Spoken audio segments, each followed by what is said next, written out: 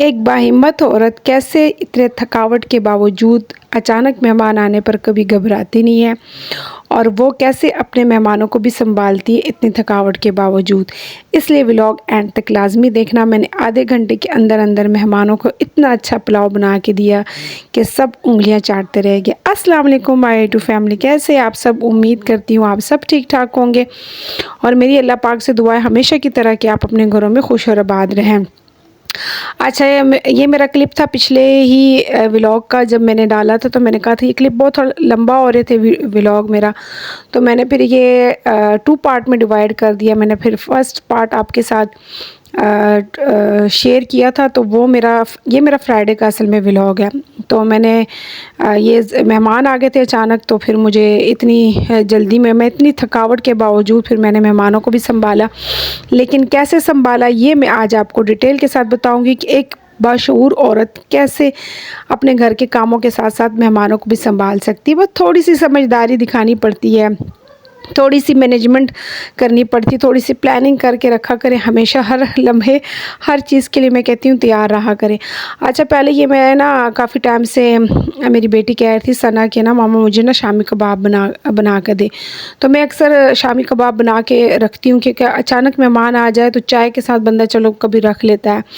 तो इस तरह की चीज़ें मैं अक्सर बनाती रहती हूँ। तो काफ़ी टाइम से बनाया नहीं था, तो मैंने कहा कि चलो बनाती हूँ। फिर मेरे हस्बैंड लेकर आ गए थे गोश्त। अच्छा, फिर मैंने उनसे किलो गोश्त मंगवा लिया था और आधा मैंने जो है वो पैकेट बना के रख लिया था और आधे के मैंने शामी कबाब बना लिए थे। तो आधा किलो गोश्त के अच्छे खासे शामी कबाब बन जाते हैं।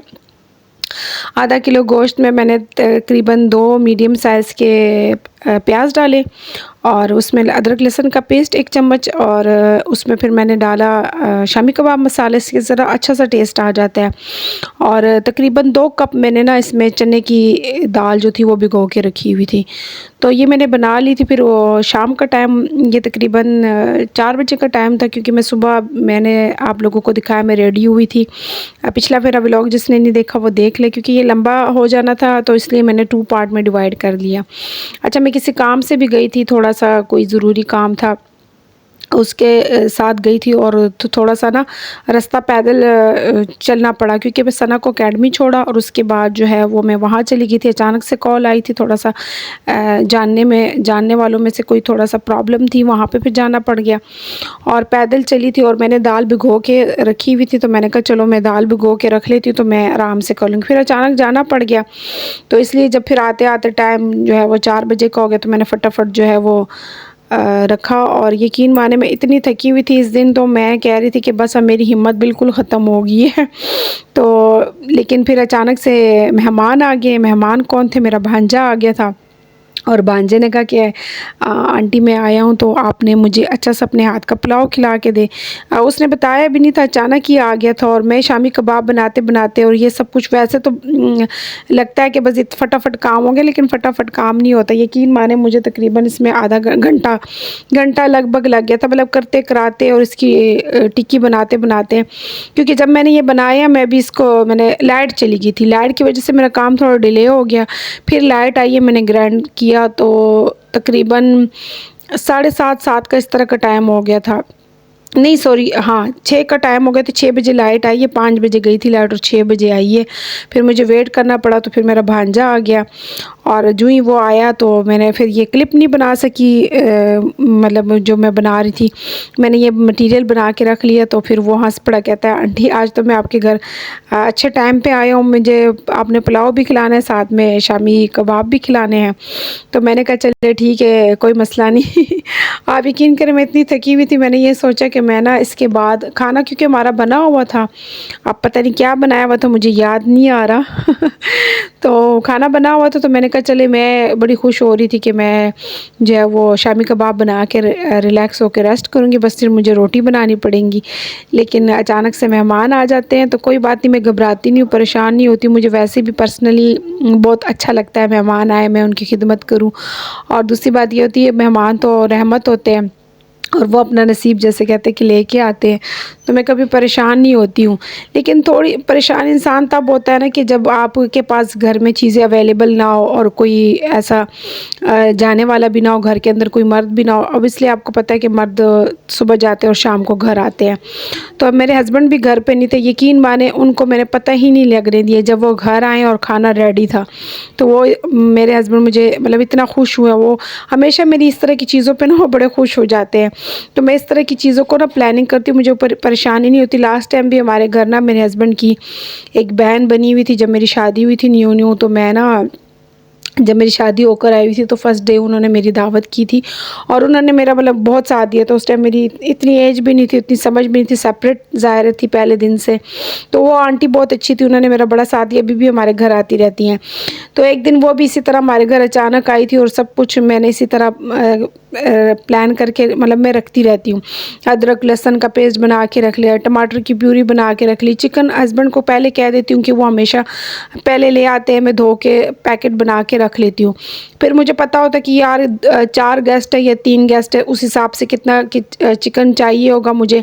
तो मैं ना हर चीज़ में ग्रोसरी करने जाती हूँ ना, तो अब मेरे लिए बड़ी आसानी हो जाती है। मंथली ग्रोसरी करने में ना आपको बड़ी प्रॉब्लम नहीं होती, आपको बड़ी आसानी हो जाती है। तो इसलिए मंथली ग्रोसरी का बड़ा फ़ायदा होता है। पहले मैं नहीं करती थी ऐसे। अभी जैसे मैंने पहले आप लोगों को बताया कि मेरे हस्बैंड जो थे वो हमेशा खुद ही ग्रोसरी करते थे, तो कभी एक चीज़ आ रही कभी दूसरी आ रही, मतलब मंथली ग्रोसरी नहीं करते थे। तो इस बात पे हमारी बहुत ज़्यादा लड़ाई होती थी, अक्सर हमारी लड़ाई होती थी। मैं कहती थी आप इस तरह नहीं करते, तो वो यही कहते थे कि इतनी इनकम नहीं है, ऐसे है, इस तरह मैनेज नहीं होता, यूँ। मैं कहती थी हमेशा आप मैनेज करें, आप एक बार मुझ पर ट्रस्ट तो करें।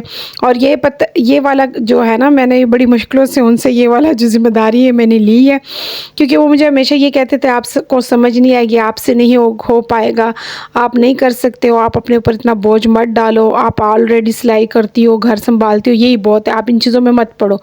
लेकिन एक समझदार औरत, बाशऊर औरत और एक हौसलामंद औरत बहुत कुछ कर सकती है। औरत बहुत कुछ कर सकती है, आप उस पर ट्रस्ट तो करके देखें। मैं अपने हस्बैंड को हमेशा यही कहती थी आप एक बार मुझ पर ट्रस्ट तो कर। अच्छा, एक बार ऐसे हुआ था हमारे साथ ना कि मैंने ग्रोसरी की शॉपिंग की थी। उस टाइम पे तो इतनी महंगाई नहीं थी, मैं यकीन माने 3000-3500 में ग्रोसरी का शॉपिंग का था। तो 1-2 बार ऐसे हुआ ना कि मुझे उस टाइम मुझे भी ज़ाहिर समझ नहीं थी, तो मैंने ना वो बिल 5000 पे चला गया। हमने 30-35 का हिसाब रखा हुआ था, तो वो बिल 5-6 पे चला जाता था और अक्सर बीच में चीज़ें कम भी होती थी, तो फिर मैं हस्बैंड से मंगवा रही होती थी। तो इस बात पे ना वो मुझसे थोड़ा-सा नाराज़ हो गए कि आपने तो कहा था कि मैं इसमें मैनेज करूँगी और इसमें मैं 100, 200, 500 जितना भी बचेगा मैं बचाऊँगी, तो ना बच ना उल्टा आप लगाई जा रही हो। तो उस टाइम मुझे भी समझ नहीं थी, मैं एक्स्ट्रा चीज़ें उठा के ले आती थी। आप यकीन करें जब से समझ आई है, जब से चीज़ों को समझा है, थोड़ी-सी ठोकरें खा के ना और इंसान समझ जाता है। तो अभी यकीन माने इस बार भी मैं आपको एक बात बताऊंगी, सरप्राइज़ है आपके साथ। नेक्स्ट वीडियो में मैं इंशाल्लाह आपके साथ शेयर करूंगी कि ग्रोसरी की शॉपिंग की बजट से मैं कितनी चीज़ें अपनी ख्वाहिशात पूरी करूँगी। जैसे आहिस्ता आहिस्ता वीडियो में आप लोगों के साथ जब कभी इस तरह का मौका होगा तो मैं आपके साथ शेयर करूँगी। अच्छा, सबसे पहले आप हर चीज़ के लिए प्लानिंग करके रखा करें। प्लानिंग जो है ना ये बहुत ज़रूरी होता है हर चीज़ के लिए। तो मैं अब क्या करती हूँ, हालाँकि मैं सिलाई भी करती हूँ अल्हम्दुलिल्लाह, कभी मुझे मेरे मियाँ से इस चीज़ की शिकायत नहीं हुई कि आपकी सिलाई के काम, जैसे मैंने पहले भी आप लोगों के साथ ये बात शेयर की कि कभी मुझे मेरी सिलाई मेरे पर्सनल लाइफ में जो है ना आड़े नहीं आई है। मैंने हमेशा जो है वो इस चीज़ को, क्योंकि मेरे हस्बैंड मुझे इजाज़त भी नहीं देते थे स्टिचिंग करने की, तो वो कहते थे कि आप घर के ऊपर तवज्जो नहीं दोगी, आप बच्ची पे तवज्जो नहीं दोगी, क्योंकि उस टाइम सना बहुत छोटी थी और मेरे घर मेहमान भी तब बहुत ज़्यादा आते थे। क्योंकि हमारा घर इस्लामाबाद में मेन पे है ना, मतलब ऐसी जगह पे है, तो किसी को पासपोर्ट के लिए आना होता था, किसी को इलाज के लिए आना होता था, किसी को मतलब किसी भी काम से आना होता था। आपको पता है इस्लामाबाद एक ऐसी जगह है, तो वहाँ पे इस टाइम पे मेहमान बहुत ज़्यादा आते थे। तो मुझे इस चीज़ से भी होता था कि तुम नहीं कर सकोगी, तुम अपने ऊपर बोझ नहीं डालो। आप यकीन करें मैंने सिलाई के साथ साथ अपने घर को भी मैनेज किया और आज तक मेरे हस्बैंड की मेरी इस बात पे कभी भी लड़ाई नहीं हुई। अच्छा, मैं वो बात बता रही थी, उस आंटी को भी मैंने 2 डिशें मैंने इतनी जल्दी बनाई। फिर मैंने शामी कबाब बना के रखे हुए थे, फ्राई किए, और आधे घंटे के अंदर अंदर मैंने खाना बना के टेबल पे रखा तो वो इतनी हैरान हुई, कहती ये सब कुछ आपने अभी बनाया है? नहीं नहीं, आपने ऑर्डर किया होगा। मैंने कहा यकीन माने ऑर्डर नहीं किया, मैंने खुद बनाया।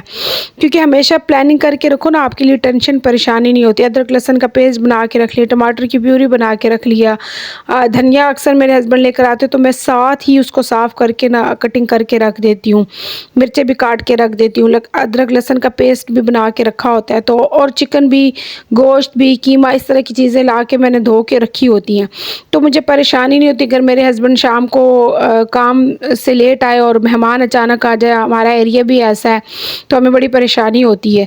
तो मुझे कभी इस चीज़ की परेशानी नहीं, और ना कभी हस्बैंड से मुझे इस चीज़ के लिए ना बातें सुनने को मिली है कि तुम सारा दिन सिलाई करती रहती हो, तो देखो मेरे मेहमान आए, तुमने उनके लिए खाना नहीं बनाया टाइम से, ये वो। और यकीन माने मेरे हस्बैंड भी जब आए तो मुझे कहते क्या कर रही हो किचन में? इस टाइम पे मेरे हस्बैंड आए हैं ना, जब मैं ये पुलाव को मैंने दम लगाया ना, तो मुझे कहते क्या कर रही हो? मैंने कहा, कहते खाने का क्या करना है? मैंने कहा खाने का क्या करना है, मैंने तो सारा कुछ रेडी कर लिया है, बस मैंने कहा चावल दम पे लगने वाले।